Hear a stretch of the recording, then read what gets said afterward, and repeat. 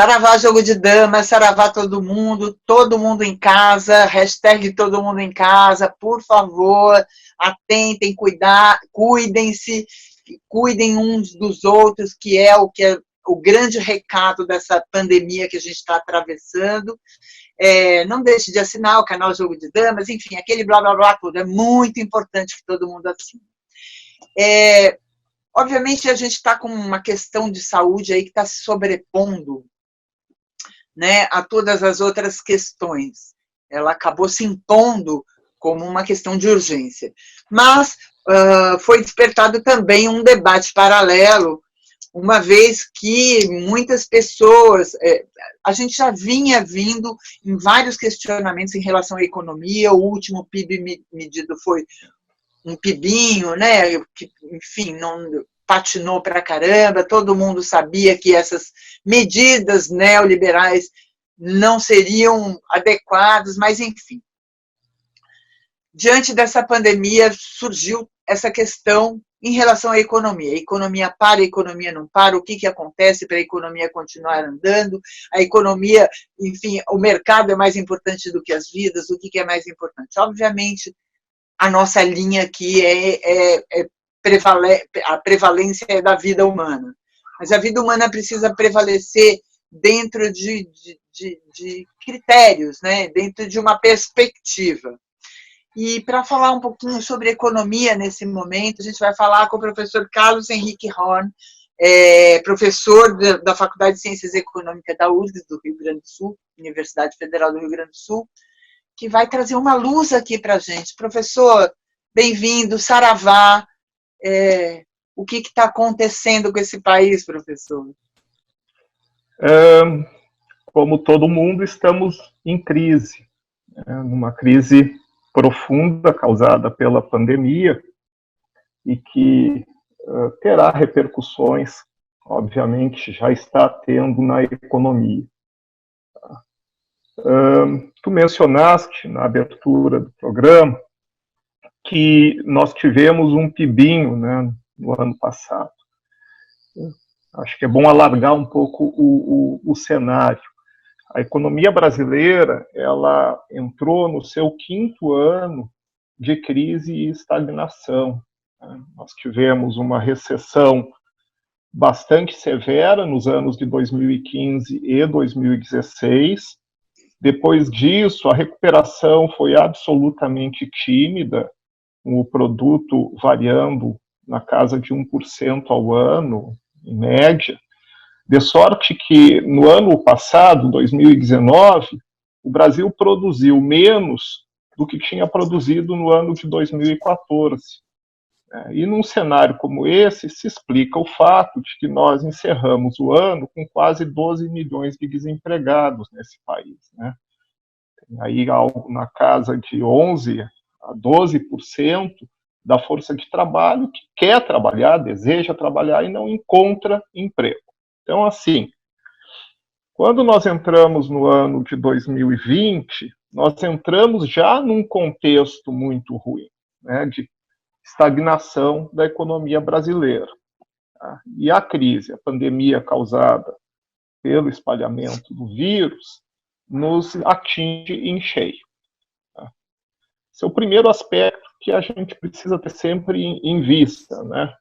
Aí vem a pandemia e agora há essa discussão de que ou bem fazemos o isolamento social pleno, horizontal, massivo, e isso traria resultados piores do ponto de vista econômico, confrontado com uma solução que vem sendo chamada de isolamento vertical, focada no isolamento de alguns grupos específicos da população, deixando com que as demais pessoas compareçam às suas atividades, ao seu trabalho, num quadro suposto de normalidade, né? Que isso, então, implicaria evitar os impactos danosos sobre a economia que a pandemia trará, já vem trazendo, como eu disse. Ora,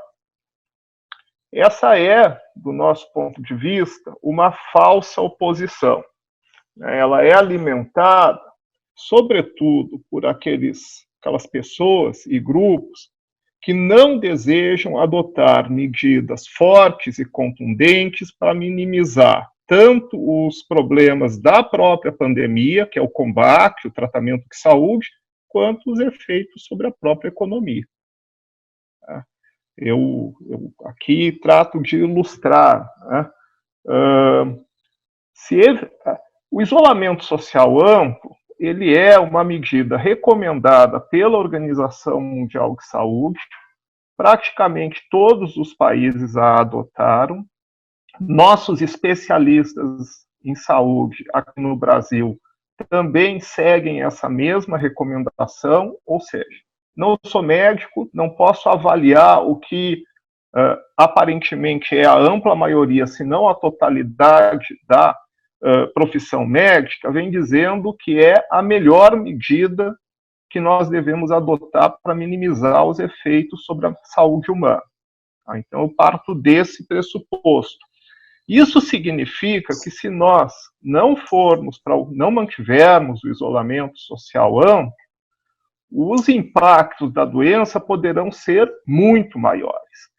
A gente vem lendo muito sobre esse assunto da pandemia e dos impactos econômicos, todos nós. Há estimativas de pessoas sérias que tratam aí de falar em algo no mínimo de 70 milhões de pessoas mortas se por acaso nós não tivermos uma atitude firme de controle do espalhamento do vírus. Tá? Então, esse é o primeiro aspecto. Como é que pode se falar, 70 milhões no mundo inteiro, evidentemente, como é que se pode falar em normalidade quando o quadro todo, né, de impacto sobre a vida das pessoas é pensado ou estimado como muito, muito pior quando comparado a mantermos o isolamento como está. Não há essa coisa de voltar à normalidade, ampliando enormemente o número de fatalidades. Né? Ainda assim, essa suposta volta à normalidade econômica, ela se dará no momento em que o vírus ainda está aí. Em várias cadeias há pessoas fora do trabalho e outras voltariam ao trabalho. Como é que se reconecta toda essa produção quando o momento em que nós temos que estar focados é em manter a produção daqueles bens e serviços que são essenciais para a continuidade da vida humana? O atendimento à saúde, por óbvio, a produção de alimentos e a distribuição de alimentos para evitar desabastecimento. Ou seja, nós estamos num quadro excepcional que demanda dos nossos governantes atenção ao que é essencial para preservar a vida humana e a própria economia. A volta rápida para uma chamada normalidade econômica, eu insisto, é um engodo. E, por fim, se nós forçarmos esse retorno e ele realmente impactar de forma muito mais pesada em termos de letalidade, isso produziria uma desorganização da economia muito maior do que aquela que daqui a 2, 3, 4 meses nós poderemos pensar em retomar. Por quê? Retomar com um quadro de ocupação de hospital ou de superocupação de hospital e de enorme número de letalidades é uma situação para a retomada da economia. Retomar agora e levar a esse aumento de letalidade, isso vai implicar custos, do ponto de vista geral, muito maiores do que os sugeridos pelos defensores desse retorno já. Então, eu insisto, né? Estou me alongando aqui nessa exposição, mas queria marcar alguns argumentos, tá? Eu insisto, é uma falsa oposição, não existe tratar a saúde ou tratar a economia. Existe tratar a saúde e tratar a economia ao mesmo tempo, o que demanda medidas fortes pelo governo federal para minimizar os efeitos do vírus sobre as pessoas e para minimizar o efeito dos vírus sobre o funcionamento da economia e, evidentemente, também sobre as pessoas. Professor, fiz algumas anotações aqui, a gente vai seguir, eu vou seguir, inclusive, dando o roteiro que o senhor me deu nessa apresentação, você, não vou falar do senhor, não. A minha primeira pergunta é em relação à questão dos 12 milhões de empregados, de desempregados que você citou. Esse é um quadro conhecido e provavelmente isso vai explodir com essa necessidade agora da economia acompanhar o quadro de saúde, né? Não tem como a economia andar se a gente está num quadro de estagnação em relação à saúde, né? A gente está, como o ministro, que agora já volta atrás, mas antes tinha dito, a gente está, se a gente não se cuidar, a gente vai causar um break total, né? Um circuit break na saúde, né? Que não é a questão de a gente não ter saúde, a gente não vai ter como ser atendido. Essa questão dos 12 milhões de desempregados, eu sempre questionei muito isso, porque com a implantação dessa filosofia ultra neoliberalista, muito se investiu no empreendedorismo. E eu não sei quem nasceu primeiro, se foi o ovo ou se foi a galinha. Se foi o desemprego que nasceu e daí a necessidade de se estimular o empreendedorismo, ou se foi uma imposição do mercado que derrubou as leis trabalhistas, que derrubou a Previdência e ofereceu como alternativa, te vira. Nós estamos falando ainda, nesse caso, do quadro anterior à pandemia, né? Isso. Quando o Brasil entra na pandemia, ele entra com uma taxa de desemprego muito elevada, maior do que 11% da força de trabalho, e com os quase 12 milhões de desempregados, né? O principal fator determinante desse enorme número de desempregados no país é a crise recessiva de 2015 e 2016, da qual nós não nos recuperamos até hoje. Essa é a razão. Não havendo demanda suficiente por produção, as oportunidades de geração de renda são menores e a necessidade de contratar pessoas é menor também. Então, tem menos renda circulando na economia, a gente tem um número muito grande de trabalhadores autônomos, eles disputam por uma renda menor, as oportunidades de trabalho para essas pessoas são menores. Do ponto de vista da ampla maioria dos trabalhadores que são assalariados no país, não conseguem um emprego assalariado porque as empresas não contratam, porque simplesmente não tem sentido produzir muito mais, porque não encontrarão a quem vender. Então, nós tínhamos... Professor, me permita interromper um pouquinho. Claro. Eu queria entender exatamente esse ponto. Essa crise recessiva que a gente vem desde 2015, ela coincide com o início dessa filosofia de derrubar direitos trabalhistas e direitos pecuniários, né? Ela não foi agravada por essa questão, assim, não houve o remédio não foi errado, a dose não foi errada do remédio para controlar a crise. Eu não estou justificando a crise pelas medidas, né, de derrubada dos direitos trabalhistas, mas não foi agravada essa crise por conta desse remédio? Olha, a questão da reforma trabalhista de 16 e todas as demais medidas que se seguiram, né, outras novas medidas, e agora mesmo a medida provisória 927, lançada pelo governo federal como uma tentativa de lidar com a crise do Covid-19, tá? Essas medidas, quando elas foram adotadas na perspectiva de que, embarateando o custo da força de trabalho, as empresas voltariam a contratar trabalhadores. Esse digamos assim, em síntese, é a hipótese que governa a adoção dessas medidas no campo dos efeitos sobre o emprego, perfeito?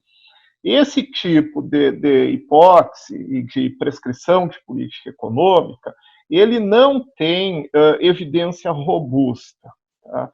Todas as experiências dos anos 80, 90, 2000 não conseguem demonstrar, eu digo isso na pesquisa científica, tá, da área, não conseguem demonstrar cabalmente que a redução do custo do trabalho e dos direitos trabalhistas em geral ampliaria o nível de emprego e reduziria a taxa de desemprego. Eu acho que isso é bom a gente deixar bem marcado, porque como essa é uma ideia majoritária entre os economistas, que fazendo as tais reformas trabalhistas e precarizando o trabalho vai gerar mais emprego, tá? E essa maioria de economistas, muitas vezes no debate público, em programas como este aqui, para o canal, para canais em geral, ou na TV aberta, ou na TV fechada, enfim, esses economistas costumam apresentar essa hipótese como sendo, digamos assim, o saber econômico prevalecente e válido. Tá? Eu desafio todos eles a mostrarem, do conjunto das pesquisas que existem, nos anos 90 houve muita pesquisa empírica na Europa que estava atravessando por período de reformas trabalhistas, e as conclusões são ambíguas. Não há conclusão firme de que haja reforma trabalhista levando a aumento do emprego e redução do desemprego. Ora, se elas são ambíguas, a nossa honestidade intelectual deve dizer não essas afirmações contundentes, os economistas mostram que é assim. Não, nós não sabemos. Não sabemos, as reformas trabalhistas, a única coisa que nós sabemos é que elas pioram as condições de trabalho do trabalhador. Isto é sabido, é comprovado. Se isto tem como contrapartida uma melhora em termos do nível de emprego, nós não sabemos. Tá? Pode, inclusive, piorar. Há quem defenda, como eu sou um dos que defende, que essas reformas precarizadoras, dependendo da sua intensidade, sobretudo, pode levar a um agravamento do quadro do emprego e do desemprego, certo? Era isso exatamente que eu tinha perguntado. A minha sensação, como leiga, é que houve um agravamento a uma crise que era anterior, enfim, que não dependia disso, mas que o remédio foi errado. Não. No que tange ao nível de emprego em geral, de ocupação em geral, de 2016 até 2017, 18 e 19, houve uma muito lenta recuperação da ocupação. E mais, essa recuperação da ocupação, ela se deu sobretudo naquelas formas de inserção dos indivíduos na atividade econômica que são relativamente mais precárias. O que aumentou mesmo foi ocupados em trabalhos por conta própria, ocupados assalariados, porém sem registro em carteira de trabalho dos seus contratos, ou seja, houve uma ampliação da informalidade. Se você pegar o emprego formal mais protegido relativamente aos outros e menos protegido em relação ao passado, por conta das reformas, este emprego não aumentou em comparação ao nível de 2014.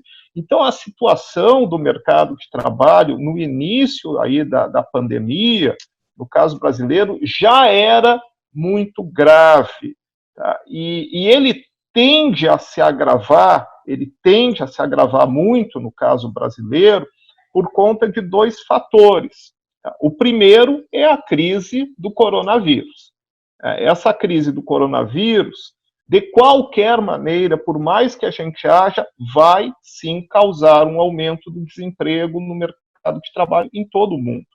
Aí entra o segundo fator, e que trata da seguinte pergunta: nós podemos tentar evitar que o aumento seja muito grande? A gente pode tentar mitigar esse problema, minimizando o aumento? A resposta dos governos em todo o mundo tem sido uma tentativa de sustentar a renda básica das pessoas nesse momento e tentar preservar empregos, né, adotando medidas econômicas, insisto, contundentes, fortes, para tentar mitigar. A resposta geral, portanto, essa segunda questão é sim, nós estamos tentando mitigar. Há um país que destoa desse esforço geral de ações contundentes, é o Brasil. Aí entramos aqui, né, para tratar claramente das medidas ou da inação com que o governo brasileiro vem agindo em relação à economia e agora tentando se proteger naquela falsa oposição que a gente conversava antes. Vamos fazer o pessoal voltar logo ao trabalho, que aí a gente consegue segurar a economia. E que eu argumentei que é uma falsa oposição, não segura a economia coisa nenhuma. Tá? Então não tem a oposição, tem a terceira solução olhando para o mundo inteiro, que é vamos combater o coronavírus e vamos adotar medidas econômicas fortes de apoio a esse combate e para evitar danos maiores na economia. O que é que precisa ser feito? Precisa haver um aumento enorme, grande, significativo do gasto público em ações de proteção aos mais necessitados e de proteção ao emprego. Há países que estão gastando de 10% a 15% do seu PIB em medidas de Estado, medidas de governo para fazer tal proteção de empregos, empresas, dos mais necessitados. No Brasil, as medidas adotadas até agora, segundo a estimativa de trabalho publicado no site do IBRE, Instituto Brasileiro de Economia, não passou de 2%. E o ensaio que o governo faz em relação a trabalhadores em geral é cortar-lhes a renda, como no artigo retirado da chamada da medida provisória 927, que permitia às empresas suspender o contrato de trabalho e não pagar aos trabalhadores por 4 meses. O governo não explica como é que esses trabalhadores vão comprar remédios e alimentos durante esses 4 meses. Né? Esse é um exemplo. Ou então algo que vem se desenhando por aí, que é reduzir, cortar em até 30% os salários dos servidores públicos e usar esse recurso para o combate à fome, quer dizer, novamente fazendo uma anteposição falsa. O que o governo brasileiro precisa fazer é observar as medidas que todo o mundo vem adotando, medidas de ampliação de seguro-desemprego, de transferência de renda direta a famílias mais necessitadas, de subsídios governamentais a empresas para que eles preservem os empregos, olhar para essas várias medidas, há uma variedade enorme de medidas possíveis de serem examinadas e tomar decisões contundentes de proteção do Brasil, em vez de ficar criando falsas oposições que só nos levam a conflitos, quando nós precisamos estar unidos nessa hora para combater a maior crise do século XXI, que é a crise do coronavírus. Professor, essa sua fala me lembrou que o telejornal, né, o jornal, vamos falar a verdade aqui, o Jornal Nacional, ele tem, enfim, ele firmou oposição a esse governo em todos os sentidos, né, e ele tem ouvido economistas do mundo inteiro, e, curiosamente, são economistas da escola de Chicago, né, da escola ultra neoliberal, que sempre foram louvados, né, enfim, como magos da economia, embora isso fosse amplamente questionado, isso estava sendo imposto até pelo próprio Jornal Nacional, estava sendo imposto essa percepção, né, de que a saída seria pelas privatizações, enfim, pelo Estado mínimo, né, em resumo, pelo Estado mínimo. E, curiosamente, o telejornal do jornal tem ouvido esses mesmos economistas, né, da famosa escola de Chicago, e excluindo o ministro da Economia, né, o Paulo Guedes, e ouvindo os colegas dele, e todos eles, sem exceção, retomando a importância do Estado, né, o peso do Estado nesse momento de crise. Todos eles revendo essa posição, até num tom até um pouco, achei até curiosamente humilde, de não, realmente o Estado tem um papel. Eu ouvi o Boris Johnson enaltecendo a importância da saúde pública, que era o bem mais precioso da Inglaterra nesse momento. Queria que você falasse sobre isso, sobre essa dicotomia agora dessa escola de Chicago, revendo, né, essa posição deles diante de uma situação de emergência. Certo. Sim, Niobe, essa tua colocação, lembrando que economistas que até recentemente postulavam que a austeridade fiscal, a redução da ação estatal na economia seria o caminho para retomarmos o crescimento, é bastante ilustrativa do momento grave em que nós vivemos, né? Nem todos esses economistas nós poderíamos classificá-los na tradicional escola de Chicago, né? Há graus diversos de entendimento, há diferenças de entendimento sobre algumas questões entre eles. O grande representante do que seria a escola clássica de Chicago, de anos 70, e da chamada também, das postulações da chamada escola austríaca, dos economistas libertários, hoje em dia no país é o senhor Paulo Guedes, é a sua equipe, né? O senhor Adolfo Sachicida, o senhor Mansueto, esses são os que governam e que tentam manter a linha da austeridade num momento absolutamente excepcional.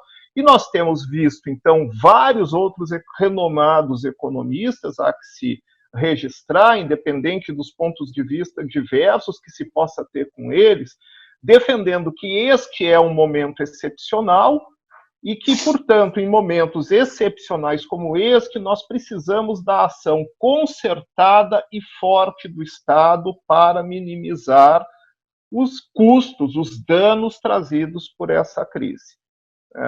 Nós estamos, portanto, totalmente de acordo com essas manifestações.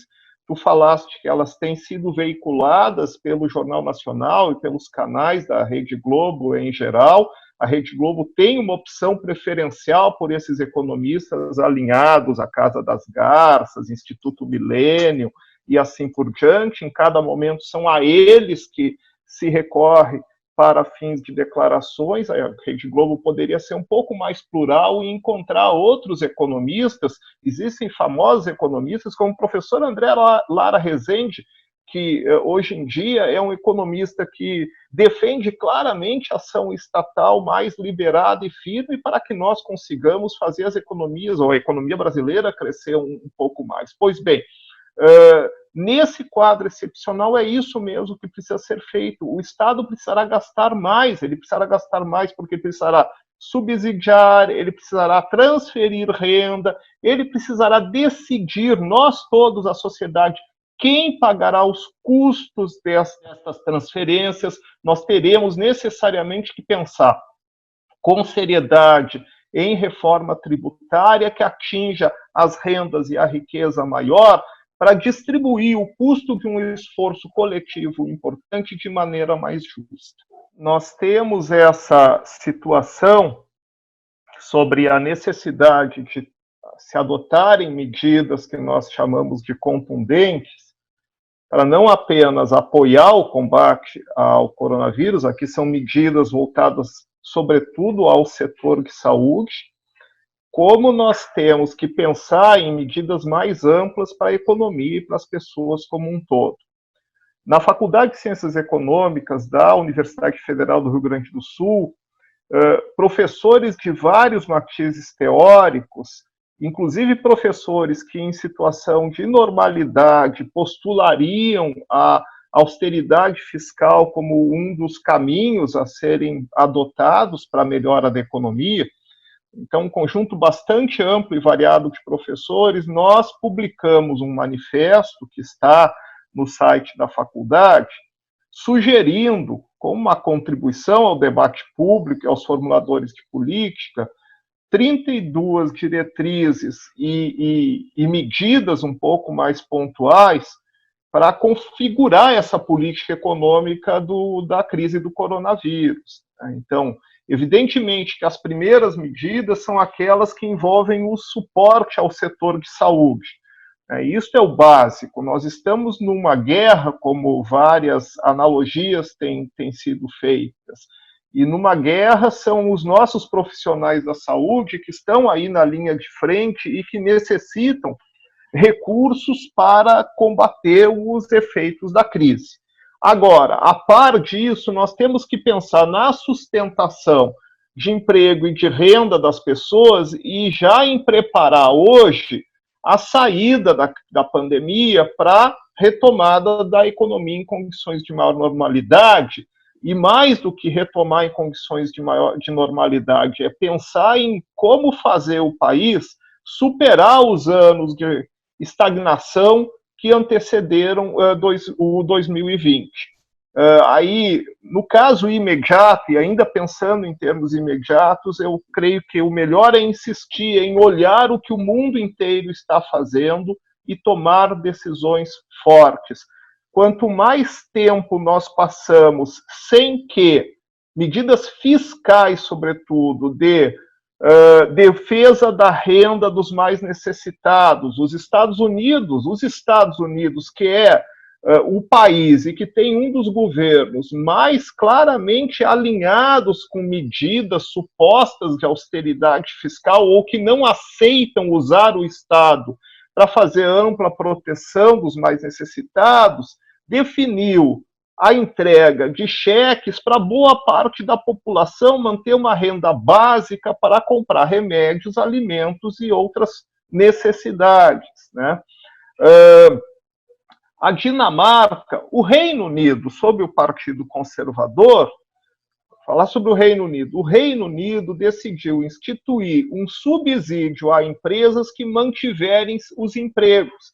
Aquelas empresas que teriam descontinuado a produção, que não conseguem mais vender, né, em níveis adequados e que, portanto, nelas se correria o risco de rupturas, de despedidas massivas de trabalhadores, o Reino Unido está admitindo subsidiar até 80% com recursos públicos o custo desses salários, a fim de que as empresas mantenham o vínculo empregatício, retenham esses trabalhadores, o que, inclusive, para elas é o melhor quando saírem da crise, os trabalhadores que já estão acostumados àquele local de exercício das suas atividades, lá estarão para retomá-las em condições de normalidade. Então, veja bem, evidentemente, se eu ficar aqui listando todas as medidas, eu vou passar um tempo exagerado, né? Eu acho que a mensagem que fica aqui é: nós temos sim o que fazer.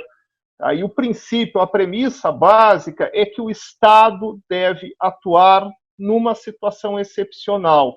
Parece que é esta mensagem que precisa chegar ao Palácio do Planalto e convencer os nossos tomadores de decisão que este é o caminho a seguir. Professor, assim, já encaminhando para o final, mas eu gostaria de fazer, assim, aí é mais uma reflexão. A impressão que eu tenho, na verdade, é que virou uma disputa política e não uma disputa eu quero ter razão, eu não quero ser feliz, né?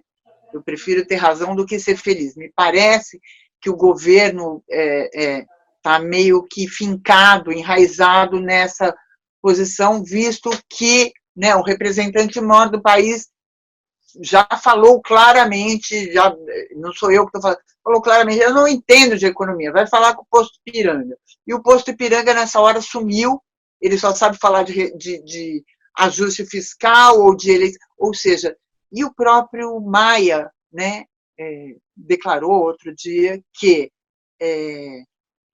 essa urgência da volta ao trabalho seria uma imposição do mercado financeiro, enfim, da Bolsa de Valores, que isso estaria se sobrepondo às pessoas, né, à vida das pessoas. Enfim, a gente está falando de gente conservadora, a gente está falando de gente que até outro dia estava aí votando medidas que a gente chama contra o povo, na verdade, né, que foram contra os direitos, que derrubaram direitos, que derrubaram enfim, garantias que a gente tinha. Minha pergunta, desculpa, eu não quis colocar essa afirmação na sua boca, essa afirmação é minha, mas para justificar a minha pergunta final.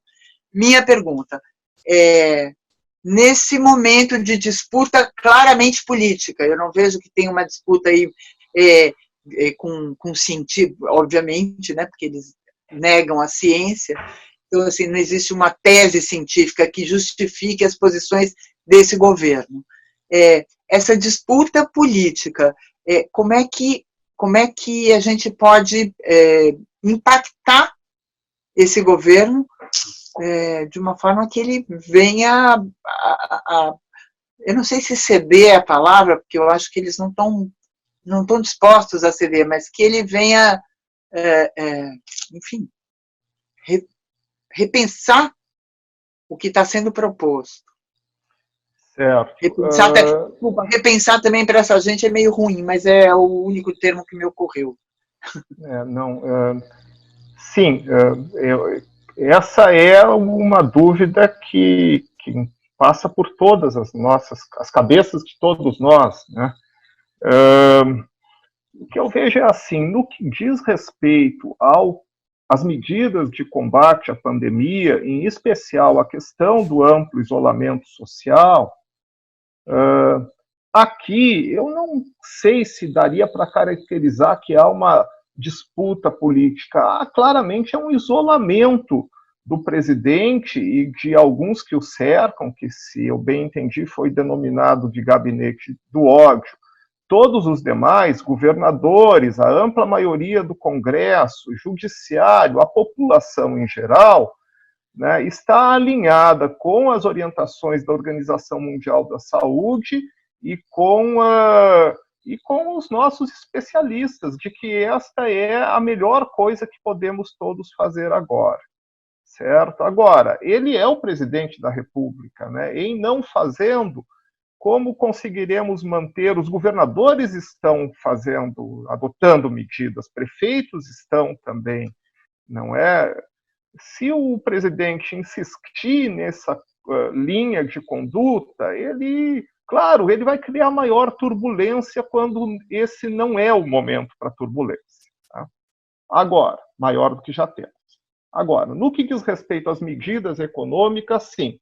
Aqui eu acho que nós podemos pensar que, como o Brasil não veio ainda a público, o Ministério da Economia não veio claramente a público dizer qual é o pacote mais amplo, qual é o conjunto mais amplo, e sim essas tímidas medidas que adotaram até agora, comparada a outros países do mundo, tá?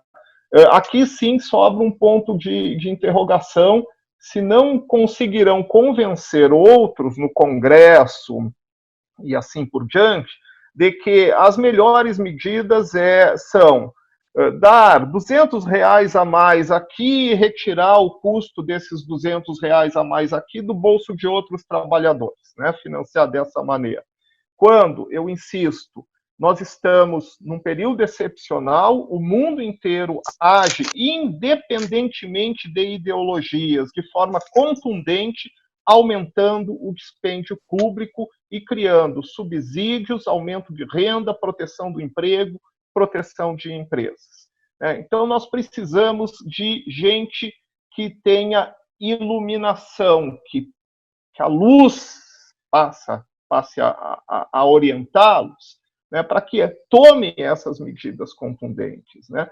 A minha resposta final para ti, infelizmente, como fazê-lo é pelos canais usuais. O parlamento terá que decidir, o Ministério da Fazenda terá, a todos nós outros cabe chegar, entrar no debate público, exercer alguma pressão, convencer deputados de que eles precisam se juntar para adotar essas medidas. Se adotarão ou não, não sei. Queria agradecer imensamente o seu didatismo, a sua disponibilidade com a gente. Pedindo desculpa que eu atrasei aqui um pouquinho. Gente, esse foi o Jogo de Damas com o professor da Faculdade de Ciências Econômicas da Universidade Federal do Rio Grande do Sul, Carlos Henrique Horn.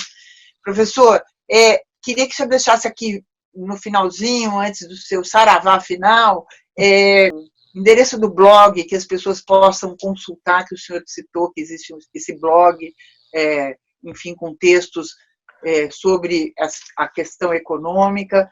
e conhecimento desse manifesto, que deve ser, enfim, um instrumento, uma ferramenta boa para todo mundo.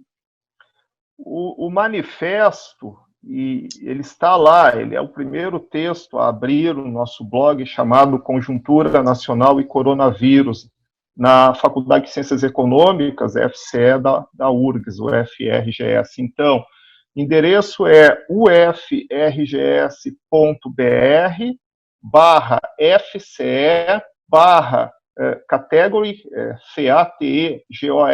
CATEGORY/análise. Aí vai direto para o blog. Agora, se entrar no próprio site da faculdade, que é o ufrgs.br/FCE, o primeiro banner que aparece é Conjuntura Nacional e Coronavírus. Clica ali, lá estará nosso manifesto, lá estarão as análises de professores da Faculdade de Ciências Econômicas sobre o momento que vivemos, orientadas, sobretudo, a oferecer contribuições para o debate público brasileiro e para o encontro de soluções que nos tirem dessa crise o quanto antes.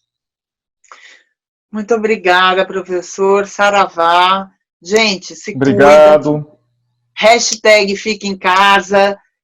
O mundo é a casa de todo mundo, então vamos nos ajudar, contribuir aí com o seu vizinho, que às vezes não pode sair, contribuir doando o que você pode doar, quando tiver que sair, numa emergência radical de ter que sair, leva sempre uma sacolinha com detergente, um sabão, um pacote de biscoito para as pessoas que estão em situação de rua. Isso é um momento da gente realmente se criar outros vínculos, né, com a sociedade.